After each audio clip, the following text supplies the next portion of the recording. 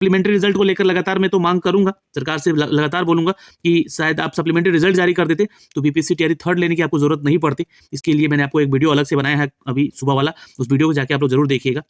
जय हिंद साथियों, स्वागत है आप सभी का एजुकेशन कैट 6 में। जैसा कि आप सभी को मैंने पिछले वीडियो में बताया कि बिहार के अब नए शिक्षा मंत्री कौन बने हैं, तो विजय कुमार चौधरी जी बने हैं। इनके पास और भी प्रभार है जो कि ये अन्य विभागों को भी देखेंगे, लेकिन सबसे इंपॉर्टेंट आपके लिए ये है कि शिक्षा विभाग के मंत्री कौन है। तो शिक्षा विभाग के शिक्षा मंत्री अब हमारे विजय कुमार चौधरी जी हैं। आपको बता दें कि ये पहले भी शिक्षा विभाग के मंत्री रह चुके हैं। अब बातें उठेंगी यहाँ पर कि इस विभाग में नई वैकेंसीज को लेकर, चूंकि देखिए आपको बता दें कि बीपीएससी टियरी थर्ड की तैयारी चल रही है। इसके लिए आयोग और शिक्षा विभाग दोनों मिलकर तैयारी हो रही है कि जल्द से जल्द जो है इसका एग्जाम करवाया जाएगा। और इसी महीने आपको बता दें कि इसी महीने एक न्यूज अपडेट होकर आ रहा है, और ये न्यूज अपडेट जो है न्यूज 18 के चैनल से आ रहा है। जी हाँ, आपको बता दें कि इसी महीने विज्ञापन हो सकता है जारी, और ये इसी महीने विज्ञापन आने वाला है। बीपीएससी को इसकी जो सूचना है, रिक्तियों की सूचना, वो भेजी जाएगी इसी महीने, और कैबिनेट से इसकी मंजूरी भी आपको इस महीने देखने को मिल जाएगी। जैसे इसके कैबिनेट से मंजूरी मिलती है तो आपको यहाँ पर वैकेंसीज के अपडेट आ जाएंगे बीपीएससी के ऑफिशियल वेबसाइट पे। क्योंकि देखिए प्रोसेस क्या होता है, प्रोसेस होता है कि पहले तो यहाँ से सभी विद्यालयों से जो है सूची मांगी गई है कि कितने और किस विषय में शिक्षकों की रिक्तियां होनी है। अब बहुत सारे ऐसे स्कूल्स हैं, जैसा कि आप सभी जानते हैं, जो शिक्षक भी बन चुके हैं वो भी जान रहे होंगे, बहुत सारे ऐसे स्कूल हैं जहाँ पे कि कहीं कोई तो टीचर नहीं है उस सब्जेक्ट को लेकर, वहाँ पे ट्रांसफर नहीं हो पाया है। और बहुत सारे ऐसे स्कूल हैं जहाँ पर 6-6 टीचर 7-7 टीचर जो है ना एक ही विषय के वहाँ पे ट्रांसफर कर दिए गए। तो पहले तो वहाँ पे रेशनलाइजेशन के जरिए जो है वहाँ पर वो सारी व्यवस्थाएं होंगी। सभी विद्यालयों में जितने भी शिक्षक हैं वो देखा जाएगा कि किस विद्यालय में किस विषय के कितने शिक्षक की जरूरत है, उसके अनुसार वहाँ पे उनका अलॉटमेंट किया जाएगा और उनको वहाँ पे भेजा जाएगा। तो ये तो सारी प्रक्रियाएं चल ही रही हैं, लेकिन शिक्षा विभाग ने आदेश दिया है जल्द से जल्द यहाँ पर प्रशासनिक विभाग को भी ये सूचना भेजनी है उनको। तो इन्होंने क्या किया है, शिक्षा विभाग ने जितने भी विद्यालय हैं उन सभी विद्यालयों में ये आदेश दिया है कि रिक्तियों की सूची जल्द जारी करके भेजी जाए।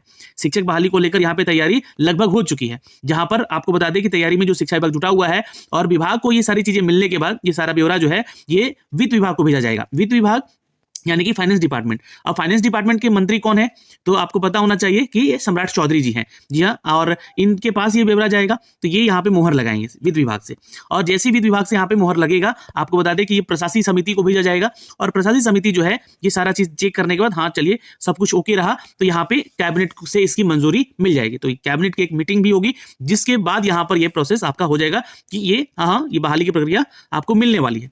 अब इन सबके बीच में समय कितना लगेगा, तो देखिए बीपीएससी को जैसी ये रिक्तियां भेजी जाएंगी इसी महीने, जैसा कि कहा गया है, ये सूचनाएं मिल रही हैं जो कि एक सूत्र हैं इनके जो बताए हैं, और इन्होंने अपने न्यूज चैनल पे भी ये अपडेट दिया है कि इसी महीने विज्ञापन आपका जारी होगा।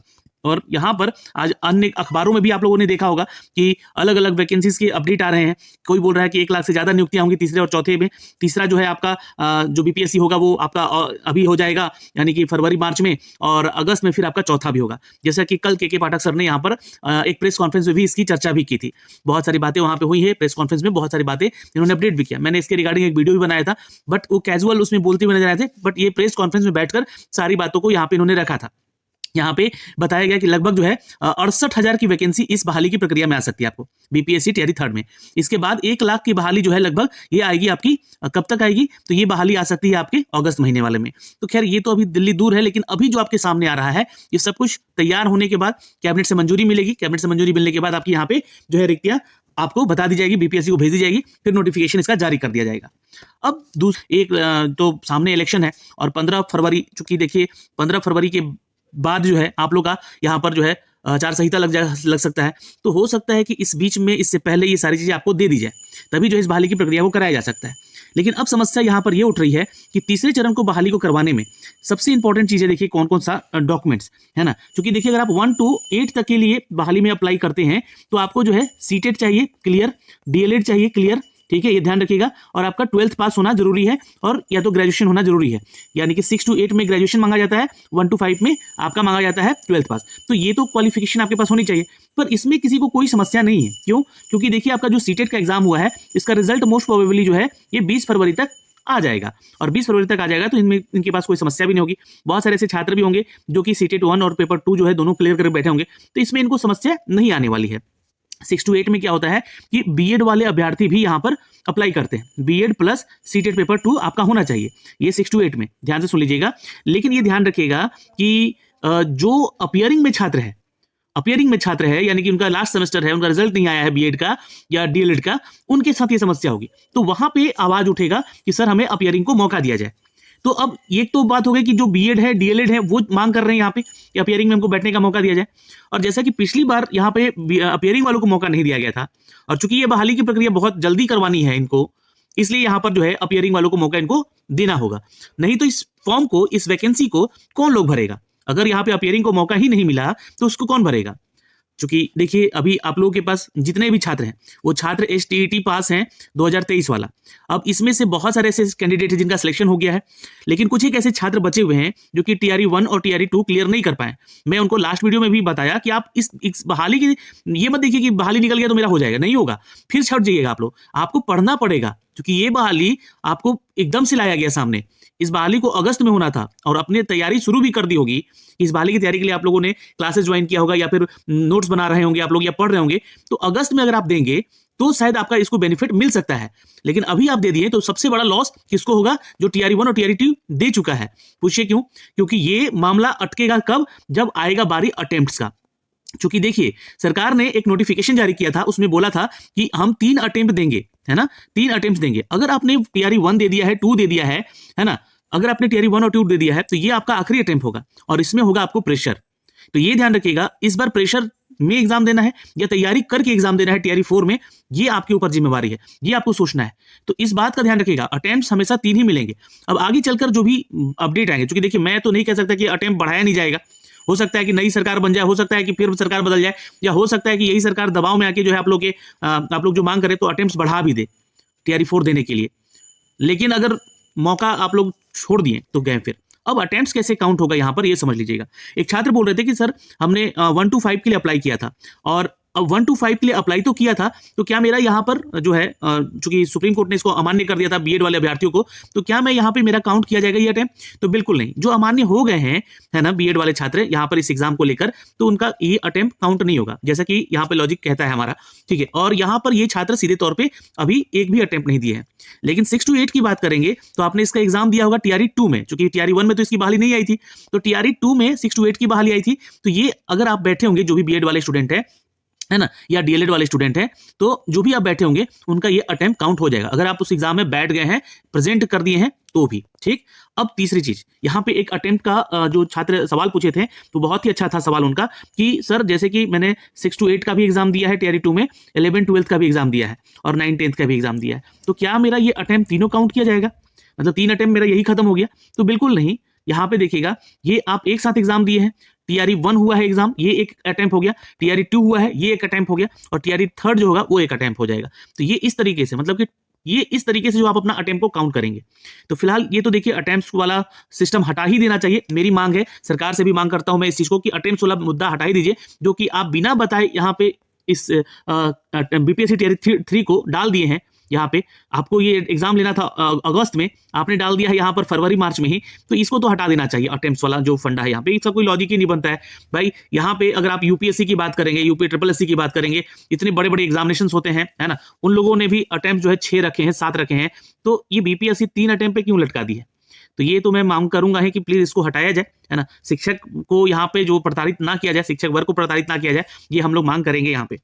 अब यहाँ पर एक सवाल तो अटेम्प्ट का हो गया, अब एक सवाल आपका शिक्षा मंत्री का हो गया, एक सवाल जो है आपका BPSC भर्ती को लेकर, जो कि इसी महीने इसका विज्ञापन आ सकता है। सब कुछ हो गया क्लियर, लेकिन यहाँ पर जो है डोमिसाइल को लेकर भी बातें उठी। तो डोमिसाइल को लेकर मैं बात यहाँ पे फिर कहना चाहूंगा कि चूंकि देखिए कल यहाँ पर के पाठक सर ने जो है अपडेट किया भी था कि आपको अपने एक सीट से मतलब रखना चाहिए। इसका मतलब क्या है कि वो लोग डोमिसाइल हटाने नहीं जा रहे हैं। उनके कहने का ही तात्पर्य यहाँ पे आता है कि आप एक सीट से मतलब रखिए, कि मतलब कि वो डोमिसाइल नहीं हटाएंगे। डोमिसाइल के ऊपर अगर वो लोग चर्चा किए, बात किए, है ना, तो शायद हो सकता है कि उनकी सरकार के ऊपर खतरा जाए।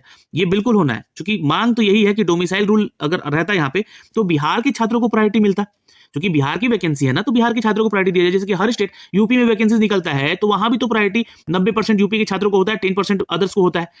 एमपी में भी अगर आप चले जाइएगा तो वहां भी जो प्रायोरिटी होता है वो 90% जो है आपके एमपी के छात्रों का होता है, बाकी 10% अदर स्टेट का होता है। तो एज फॉर द गाइडलाइन जो भी चल रहा है वो बिहार में क्यों नहीं?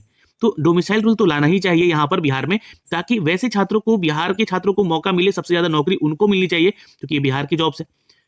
अब इस पे जो है कुछ यूपी के छात्र या झारखंड के छात्र या बंगाल के छात्र नाराज हो सकते हैं मेरी इन बातों से, लेकिन उनके राज्य में भी मैं बता दूं कि वैसे ही अपडेट होते हैं। 100% आपको वो जो डोमिसाइल जो है नहीं मिलता है अदर स्टेट के छात्रों को।